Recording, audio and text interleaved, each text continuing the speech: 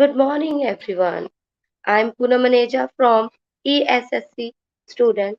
Today, I'm going to represent a story from Book Fun with Grammar, and my story name is The Magic of the Golden Goose. Rohan lived in a village and led a comfortable life. It is so happened that for a fortnight he did not have to toil hard and work tirelessly to earn a living. He had luckily found a magical goose which lay a golden egg every day. He keeps this secret well guarded from the villagers. He affectionately called it golden goose. Every morning before the village folk woke up, he picked the golden egg and hid it carefully. Within a fortnight, he had collected 14 eggs. The golden goose was looked after well and guarded by him all through the day. One day he was struck with an idea. He said to himself, "This goose lays only one egg a day. If I kill it, I can collect many eggs in one single day." He wanted to become very rich instantly. Greed overtook his thoughts and he lost his power to think rationally. He killed the goose only to discover that there were no more eggs to be collected. He realized his mistake, but it was too late to regret. Moral: greed is a curse, so don't be greedy. Next, my story is knowledge is invaluable. An old man had three sons. He lived in a village and led a life of luxury with his family. However, he was worried that his sons would splurge all his wealth after his death. He wanted to test his sons and make them realize the true worth of money. He called them and gave a silver coin to each one of them.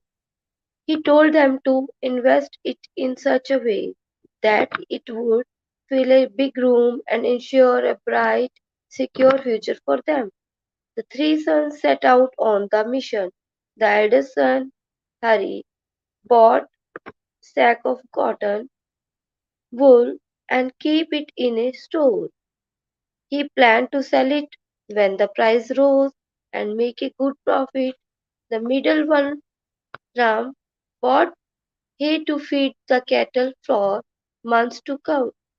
The youngest son, Sohan, bought a candle and a book. He explained that he wanted to gain knowledge and spread it around like the candle. While illuminated the entire room, he felt that knowledge could truly ignite morals, minds. The old man rewarded the wisest of the three, Sohan, and asked him to guide his brother on the right path.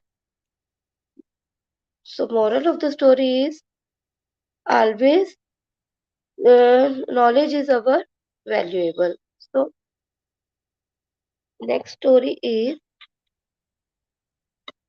my next story is the test for King Solomon. King Solomon was a benevolent and wise king. Tales of his wisdom spread far and wide to distant lands. When the Queen of Sheba he heard about this, she wanted to test his power of judgment. She paid a visit to King Solomon's palace. She said, "Hail King Solomon, I bring greetings from the people of my kingdom. Here I present before you two, two garlands. Both the garlands were identical, but one was real, which was the other was made of artificial roses." She requested him to identify the garland made with real roses. King Solomon immediately ordered his attendants to open all the windows of the courtyard. Many bees from the place garden immediately swam in and sat on the garland of real roses. The queen was greatly impressed and praised King Solomon for his presence of mind and good judgment. So the moral of the story is that always, uh, always use mind to solve every problem. Next, long ago, uh, next my story is the wise rabbit. The lion was the king of the jungle, and all the animals were frightened of him. They dutifully obeyed his orders. He used to eat one animal every day, but none of the animals were willing to be the lion's prey. All the animals collected to decide who would go to the next day. A clever rabbit among them got a brilliant idea. He stepped forward and said, I will be the lion's dinner tomorrow. His friends were sad and said, you are so gentle and cute. Please do not sacrifice your life. The rabbit was determined and said, I am trying to help you all. The next day, the rabbit purposely reached the lion's cave very late. The lion was furious and asked to explain the reason for being late. The rabbit pleaded, O king of the jungle, I beg you to forgive me. On my way, I met another lion who said that he was a new king of the jungle. But I somehow escaped and reached here. The lion roared loudly and said, I am the only king. He then asked the rabbit where the other lion was. The rabbit took the lion to a nearby well and said that the other lion was hiding inside the dark well. The lion peeped inside and saw his own reflection.